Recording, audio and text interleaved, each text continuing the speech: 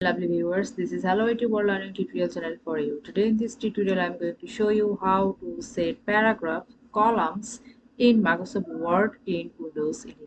So for this case, first of all we will go to the MS Word and against a file that you can customize the column settings. So here we will so now we will do the things or doing or playing something playing the column things. So here lots of options are presenting here. So what's that? Home, insert, draw, design, layout, etc. Now we will do the layout, as because this is the column settings. So we'll go to the layout, here the column section. So here click, if we wanna one, see the whole things has been one column, we have to keep in mind. So now we want to do the subsection or divide two columns. So here click,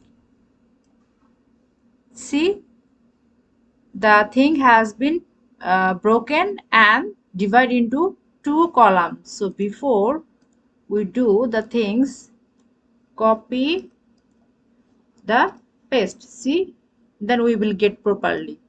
So now if we set the two, see the thing has been settings. So how the two column has been presented. Now three, see the three columns. Now if we want to do the left side, so click, left side is decrease or few words or few sentences has been presented here, as well as the right side has the slightly apex thing. Now same thing we want to do the left side. So how? Click here, see the same thing has been reversed. Now the more columns, if you want to add 3 or 4 sub columns, so click here, more columns, this way column 2. If we want to do the 5, then okay, see the column has been created. That means we have customized 1 2 3 4 5.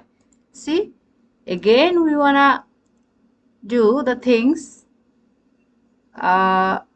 first of all one column, then we divide 10 something, see 1 2 3 4 5 6 7 8 9 10. So thank you so much for watching this video. In this way we can do or we can play lots of things about this the MS Word file. So please subscribe this channel. Hopefully this tutorial will help you so much.